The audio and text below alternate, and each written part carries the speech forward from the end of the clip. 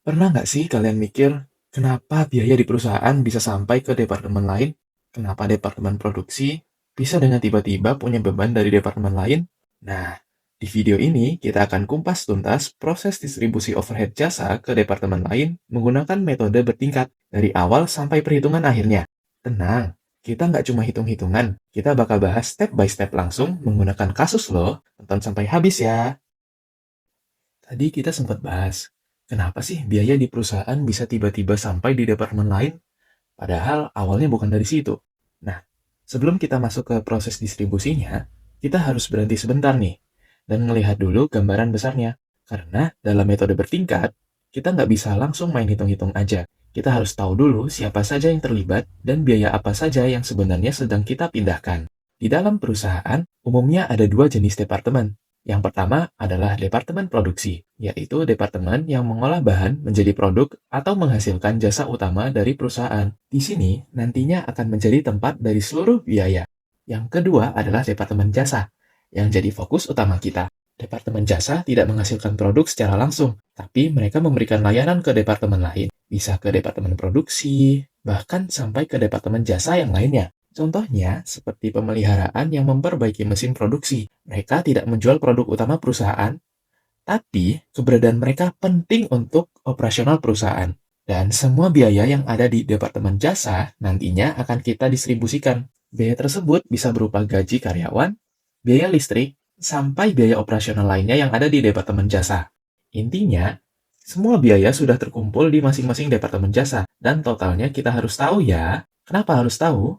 Karena metode bertingkat bekerja dengan cara mendistribusikan biaya departemen jasa secara bertahap. Prosesnya tidak langsung sekaligus, tetapi satu persatu sesuai tahapan yang sudah ditetapkan. Metode ini tidak sepenuhnya mengabaikan hubungan antar departemen jasa. Kalau satu departemen jasa memberikan layanan ke departemen jasa lain, hubungan itu tetap diperhitungkan, tapi hanya sebagian, tidak sepenuhnya timbal balik. Itulah kenapa hasil akhirnya bisa berbeda, tergantung gimana proses distribusi yang dilakukan. Tapi, untuk bisa sampai ke sana, kita harus pastikan dulu awal mula biaya ini datang. Sudah jelas ya teman-teman? Jadi di tahap ini, kita belum memindahkan biaya kemana-mana. Kita baru memastikan mana departemen produksi, mana departemen jasa, dan berapa total biaya yang ada di setiap departemen jasa. Kalau ini sudah jelas, nanti waktu distribusi dimulai, aku yakin kalian pasti semua bisa. Sekarang kita masuk ke contoh PT Karimata.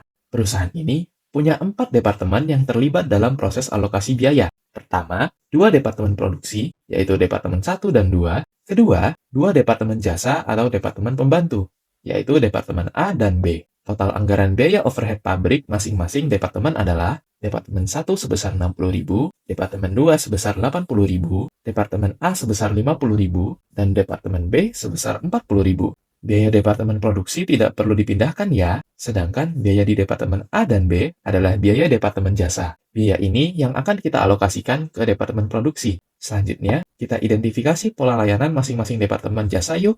Departemen A memberikan 60% jasanya kepada departemen 1 dan 40% kepada departemen 2. Lalu, departemen B memberikan 75% kepada departemen 1 dan 25% kepada departemen 2. Data persentase ini penting karena akan menjadi dasar pembagian biaya pada tahap distribusi nanti. Nah, tadi kan kita sudah mengidentifikasi. Kita sudah tahu nih mana departemen produksi dan mana departemen pembantu, sekaligus total biaya di masing-masing departemen pembantu. Sekarang, tugas kita adalah menentukan siapa yang nantinya akan menerima biaya di akhir dan siapa yang biayanya akan kita distribusikan. Kita praktekkan langsung pakai kasus PT Karimata. Di soal disebutkan, perusahaan memiliki 2 departemen produksi, yaitu departemen 1 dan 2, dan 2 departemen pembantu, yaitu departemen A dan B. Biaya awalnya sudah jelas, di mana departemen A sebesar 50.000 dan departemen B sebesar 40.000. Dua angka inilah yang nanti akan kita distribusikan secara bertahap. Setelah itu, kita lihat bagian distribusi jasanya. Departemen A memberikan jasa 60% ke Departemen 1 dan 40% ke Departemen 2. Sedangkan Departemen B memberikan jasa 10% ke Departemen A, 65% ke Departemen 1, dan 25% ke Departemen 2. Nah, dari sini kita tahu nih, kalau Departemen A hanya berhubungan dengan Departemen Produksi, sedangkan Departemen B masih berhubungan dengan Departemen A. Artinya, ada aliran jasa dari B ke A. Nah, kita bisa tarik kesimpulan bahwa departemen yang akan dialokasikan lebih dulu adalah Departemen B. Kenapa? Karena Departemen B memberikan jasa ke Departemen A 1 dan 2, di mana ini lebih banyak dibanding Departemen A yang hanya memberikan jasa ke Departemen 1 dan 2. Sesuai urutan yang sudah kita tentukan tadi, departemen yang dialokasikan lebih dulu adalah Departemen B. Dari soal, diketahui BOP awal Departemen B sebesar 40.000. Artinya, di tahap ini kita akan mendistribusikan seluruh 40.000 tersebut sesuai persentase penggunaan jasanya. Sekarang, kita lihat lagi data distribusinya. Departemen B memberikan jasa 10% ke Departemen A, 65% ke Departemen 1, dan 25% ke Departemen 2. Totalnya 100%. Berarti seluruh biaya 40.000 akan habis terbagi berdasarkan pembagian ini. Sekarang kita hitung satu persatu. Untuk Departemen A, 10% dikali 40.000 sama dengan 4.000. Untuk Departemen 1, 65% kali 40.000 sama dengan 26.000. Untuk Departemen 2, 25% dikali 40.000 sama dengan 10.000. Nah, sudah selesai tahap pertama. Sekarang kita masuk ke tahap kedua. Setelah tahap pertama selesai, Departemen B sudah habis dialokasikan. Berarti sekarang giliran Departemen A. Dari data awal, BOP Departemen A adalah 50.000. Tapi di tahap pertama tadi, Departemen A menerima alokasi dari Departemen B sebesar 4.000. Artinya, total biaya Departemen A yang akan didistribusikan di tahap kedua adalah 50.000 ditambah 4.000 sama dengan 54.000. Oke, lanjut distribusi biaya Departemen A yang mana Departemen A memberikan jasa 60% ke Departemen 1 dan 40% ke Departemen 2. Totalnya 100%. Dan karena Departemen B sudah selesai di tahap pertama, maka di tahap ini Departemen A hanya mendistribusikan biayanya ke Departemen Produksi. Sekarang kita hitung. Untuk Departemen 1, 60% dikali 54.000 sama dengan 32.400. Untuk Departemen 2, 40% dikali 54.000 sama dengan 21.600. Sampai di sini, tahap kedua selesai. Sekarang lihat pada tahap 1.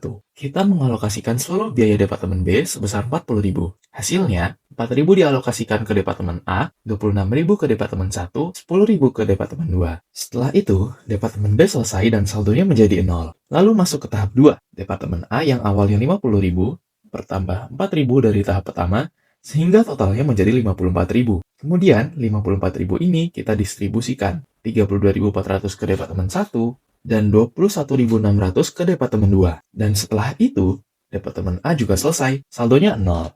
Sekarang, kita lihat hasil akhirnya di Departemen Produksi. Hasil akhir perhitungan total BOP Produksi, Departemen 1, BOP awal sama dengan 60.000, dari Departemen B sama dengan 26.000, dari Departemen A sama dengan 32.400. Total akhir Departemen 1 sama dengan 118.400. Pada Departemen 2, BOP awal sama dengan 80.000, dari Departemen B sama dengan 10.000, dari Departemen A sama dengan 21.600, dan total akhir Departemen 2 sama dengan 111.600. Sampai di sini, seluruh biaya Departemen Pembantu sudah habis terdistribusi. Tidak ada yang tersisa di Departemen A maupun Departemen B. Semua biaya sekarang sudah ada menjadi satu di Departemen Produksi. Dan disitulah tujuan metode bertingkat sudah tercapai. Memindahkan biaya jasa secara bertahap sampai akhirnya menjadi bagian dari biaya produksi. Kalau dilihat alurnya, semuanya bergerak secara tertata dan mengalir. Dari satu Departemen Pembantu, lalu ke pembantu berikutnya, dan akhirnya ke produksi. Gimana? Gampang buat dipahami kan? Padahal di awal kelihatannya ribet banget ya. Tapi begitu kita ikuti alurnya, semuanya jadi masuk akal dan terasa mudah kan? Oke teman-teman, kita sudah sampai di penghujung video. Segitu dulu pembahasan kita tentang metode bertingkat. Terima kasih sudah menonton. Bye-bye.